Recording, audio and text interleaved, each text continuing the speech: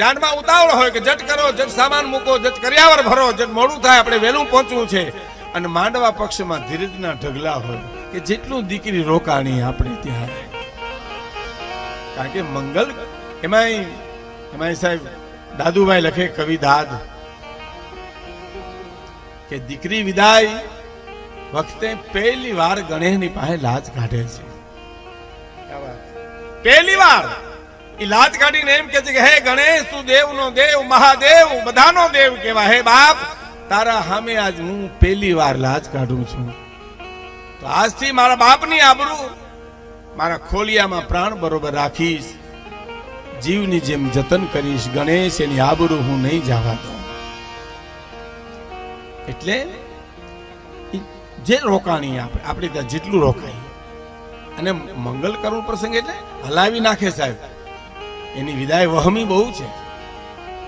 હા, એટલું નહીં પણ હિમાલય જો હલી ગયો હોય ભવાનીની વિદાય વખતે, મહારાજા જનક જો એનું વિદેહીપણું છોડી દેતા હોય સીતાજીની વિદાય વખતે, કર્ણ ઋષિ જો રોઈ પડતા હોય શંકુતલાની વિદાય વખતે, તો મારું તમારું તો શું ગજ્યું. એટલે એનો ત્યાગ છે ને એ મને તમને હલાવી નાખે છે. દીકરી તો ઘેરે જ જવાની હોય, ઘેરે જાય એ સારું છે, પણ એનો જે ત્યાગ છે સૂક્ષ્મમાં સૂક્ષ્મ ત્યાગ છે.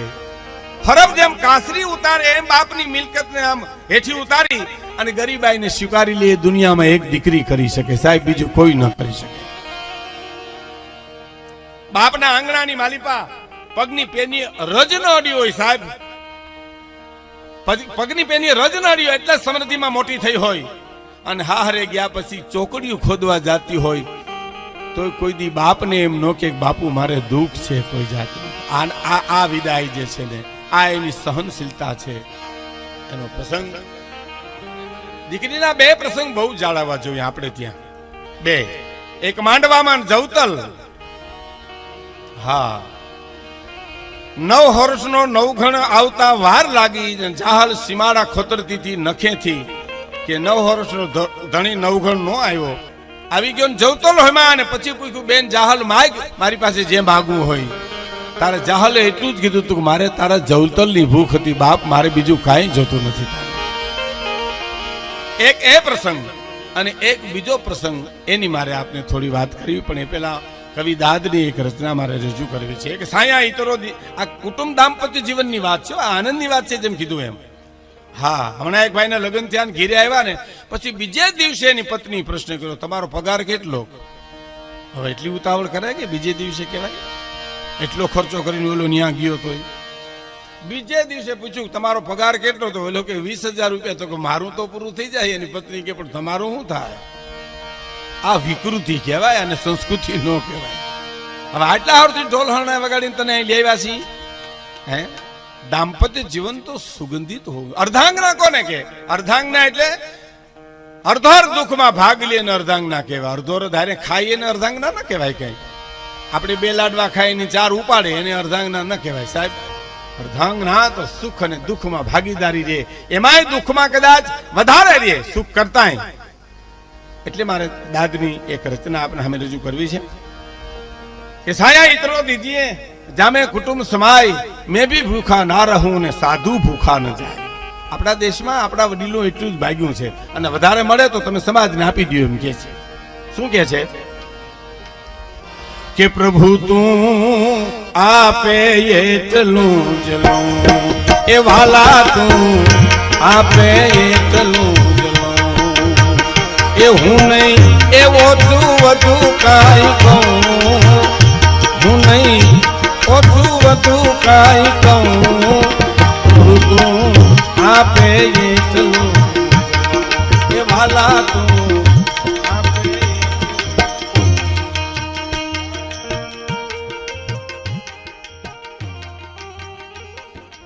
પણ હું ઘણી વાર એમ કહું છું કે આંખું વીચીને ભજન ગાવ તો હારા લાગો, પણ આંખું વીચીને વાતું કરીએ ને તો મીંદડી દૂધ પીતી હોય એમ લાગે. એટલે બને આ એ મહત્વનું જ કામ છે ડાયાભાઈ. પણ હવે આપણે આમાં હું તે વાતો તો હાવ નાની નાની હોય ને, આપણે ચારણોની વાત તો હું ટકોરો જ હોય ખાલી. એક જણાને એટલું જ કીધું તું કે તમે સમજદાર છો, ઓલો કે હા કે તો તમે દુખી હશો એમ. આ વાત પૂરી થઈ ગઈ. કયો જી કાંઈ વાંધો નહીં. પણ શેઠે મુનિમને કીધું કે આપણી પાસે કેટલી સંપત્તિ છે, તો મુનિમે કીધું કે એમ નહીં ગણાય, આ તો વાર લાગશે. તો ગમે એટલાથી વાર લાગે ગણીને કયો. અઠવાડિયા સુધી ગણતરી કરીને કીધું કે 71 પેઢી ખાય તો ખૂટે નહીં એટલું આપણી પાસે છે શેઠ. અને શેઠ એ જ ક્ષણ રોવા માંડ્યા કે કા કેમ રોવા માંડ્યા? તો મારી 72મી પેઢીનું હું એમ. હવે આનું કેવી રીતે ભરવું કયો જી મને? આવકારો એનો આપ જેવડો હોય છે, એનું આંગણું નાનું હોય છે. મારો બાપલી આવ્યો, મારો વિહામો આવ્યો, મારો બાપ આવ્યો, મારો પ્રાણ આવ્યો. પ્રેમ તો પદાર્થોમાં નથી, પ્રેમ તો માણાના હૈયામાં છે બાપ. અને પછી નીકળી મારે એટલા માટે કેવી છે કે મારી અનુસંધાન એક વાત કરવી છે કે આજ મળ્યા પછી ઈ આવતા દીની રેડશે નહીં ક્યાંય રા. એ જ આજ મળ્યા પછી તું આવતા દીની અરે રે રેડશે નહીં ક્યાંય રા. આજ મળી ગયું તો હા કે કાલ ભગવાન જેવડો ધણી. એમાં ટંક ચૂક્યાનો એના મોઢડા માથે તમે ભાળશો નહીં બીજો ભાવ. ઝૂંપડીએ તમે કોક તો જાજો એના મહેમાન તો. ઝૂંપડી એટલે શું? ઝૂંપડી એટલે કવિને રૂપક બાંધ્યું છે. ઝૂંપક એટલે સંસ્કૃતિનું પ્રતીક છે અને બંગલો છે એ વિકૃતિનું પ્રતીક છે. એટલે હું બંગલાનો વિરોધ નથી કરતો અને ઝૂંપડીનો પક્ષ નથી કરતો, પણ હું તમને સમજાવવા એટલા માટે માંગુ છું કે અઢળક સંપત્તિ હોય અને જેનું મન મરેલ હોય, જેનું દિલ ન હોય, તો ઈ ઝૂંપડીમાં રહે છે.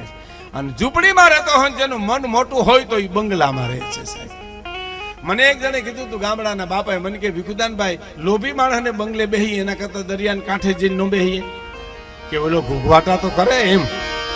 આ તો હામું ન જુએ કે આપણા લોભિયાની પરાકાષ્ઠાની ઘણી વાતો આપણે કરવા બેહી તો, પણ એક તમને કહી દઉં. એક જણાના ઘરમાં આગ લાગી ને તો બંબાવાળાને એને મિસ કોલ કર્યો. બોલો, આગ ઠારવાના બંબાવાળાને મિસ કોલ કર્યો ભડના દીકરાએ.